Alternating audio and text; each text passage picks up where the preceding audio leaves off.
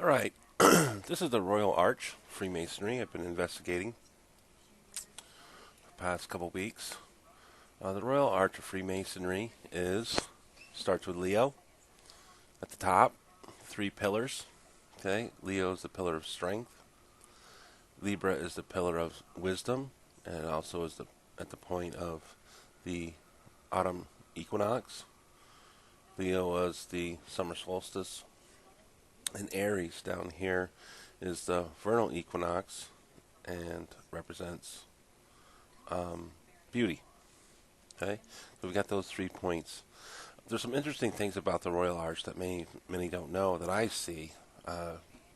Maybe it might not mean anything, but when I look over here, there's also another symbolic um, constellation, and that is Ophiuchus and serpents.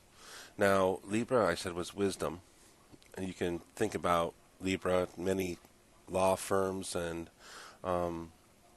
have scales of justice. You think of judges and lawyers being very intelligent, so it'd be wisdom. But serpents have also been represented as being having wisdom, intelligence. You think about the Adam and Eve and the serpent guarding the golden apples from the tree and convinced Eve to pick from and bite of the apple. He's considered very wisdom and gave an apple from the tree of knowledge. So he's giving knowledge to Eve. So that is very symbolic. With the serpent also is wisdom. Beauty over here, you wouldn't think of bull as being beautiful, but in the mythology of Taurus, Zeus turned himself into a white bull. The bull is white as snow, and his horns were shiny like metal. And how the mythology goes is that he saw a woman on the beach named Europe,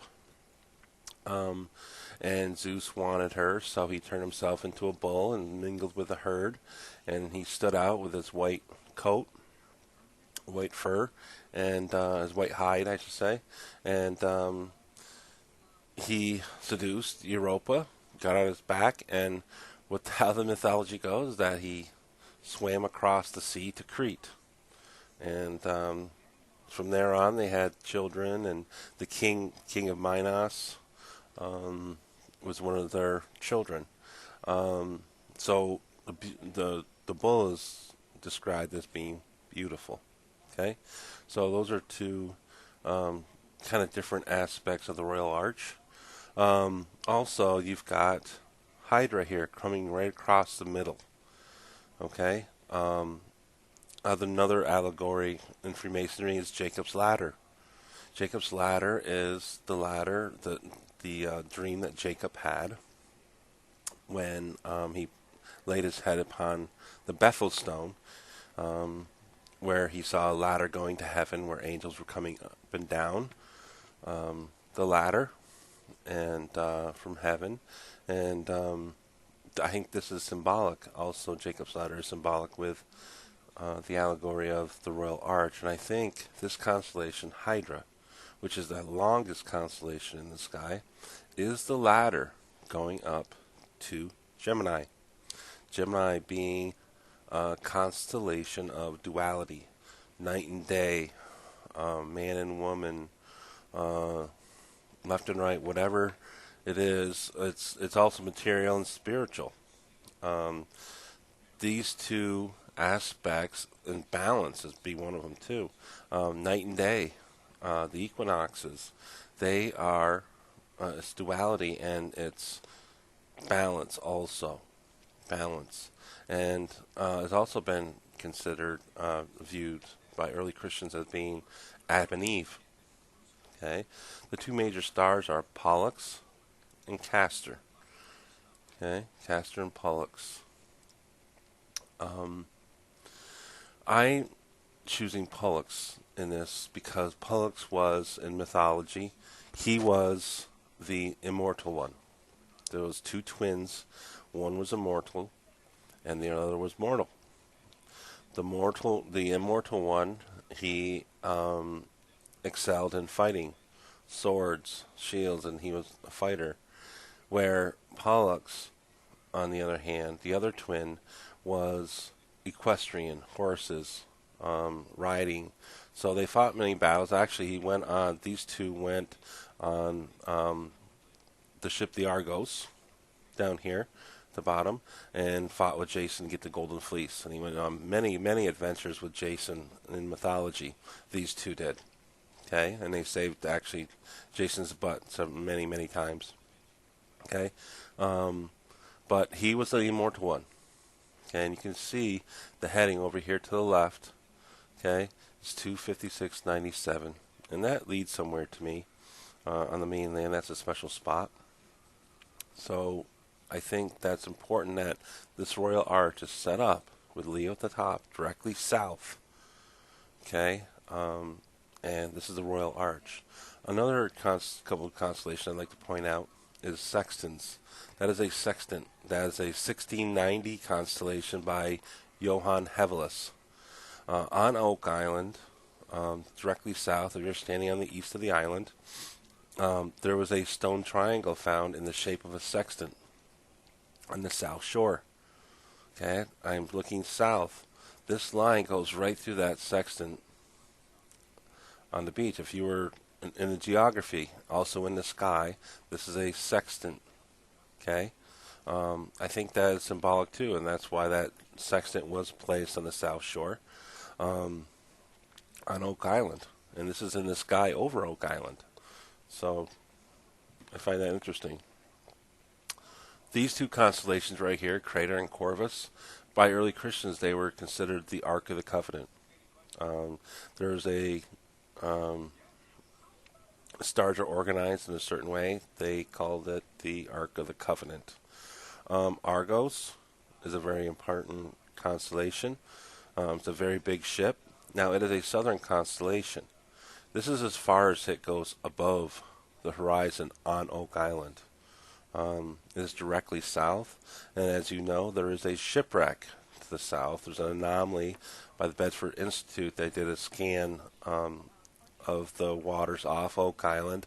There is something that's 100 feet long, 30 feet wide, anomaly that is directly south of the island. I believe that it was sunk on purpose, and it has meaning to the island.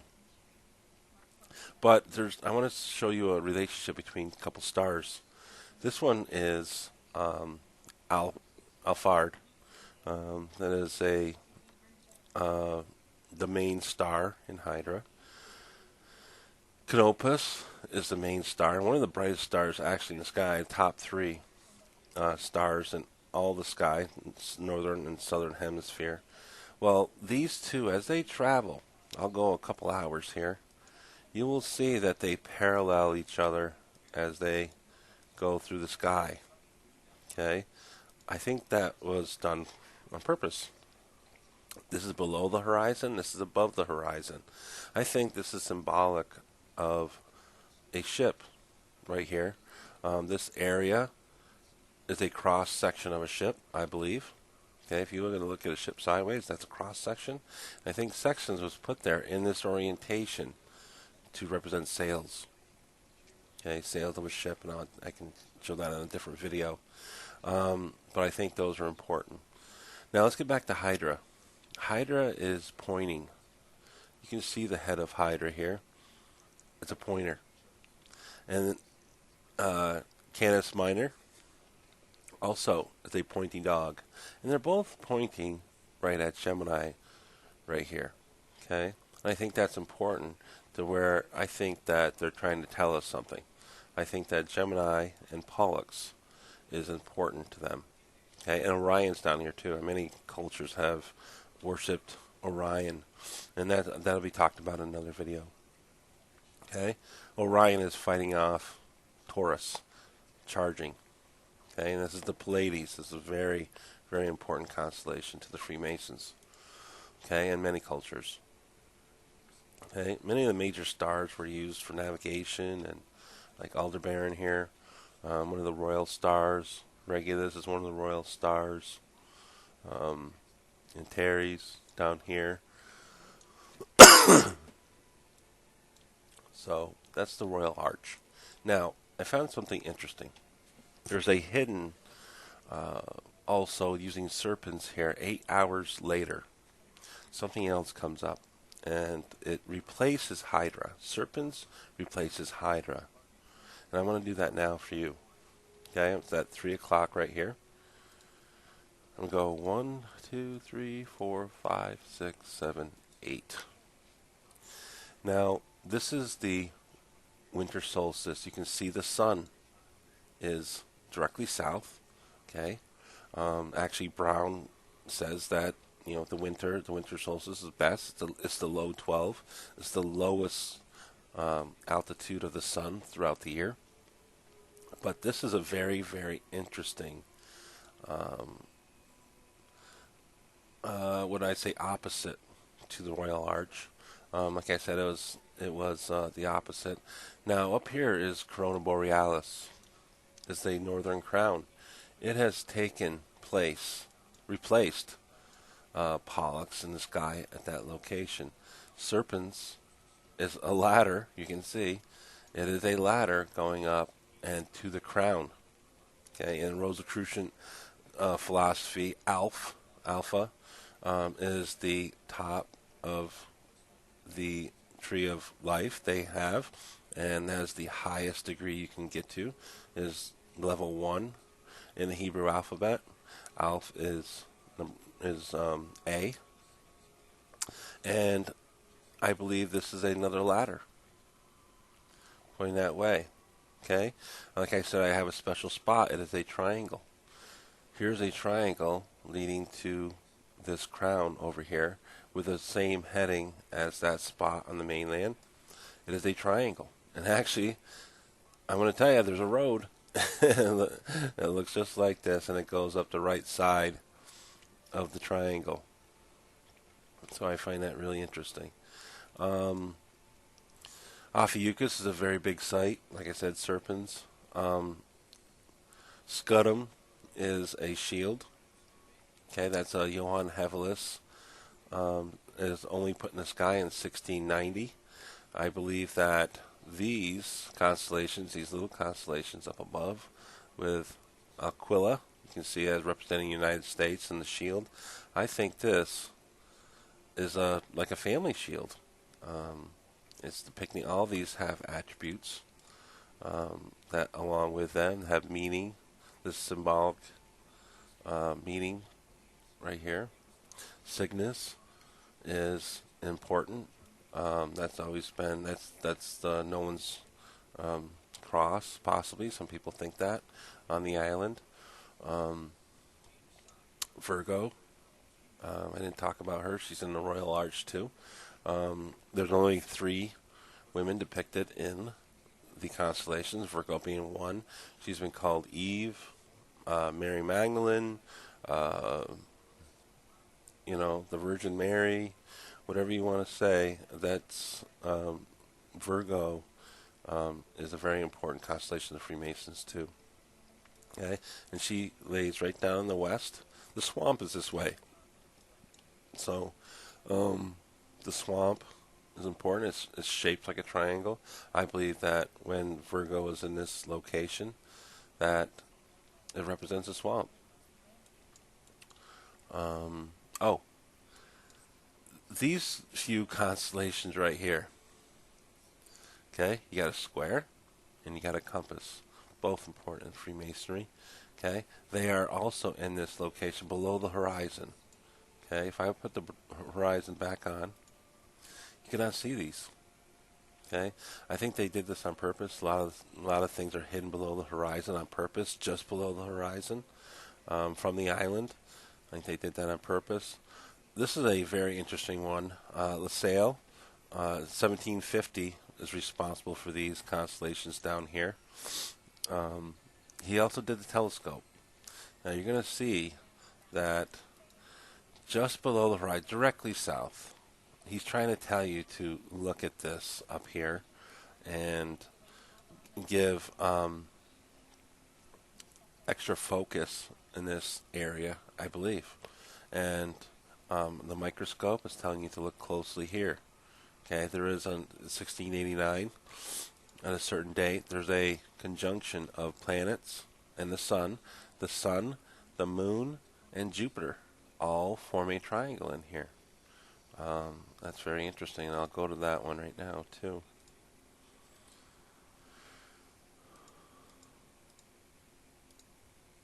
Right here. Okay, 1689.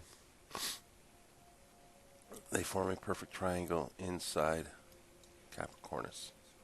So, all right, that's what I have, and it's just a short video. I know it's didn't really explain much, but I just want to show you guys what takes place here. Thank you.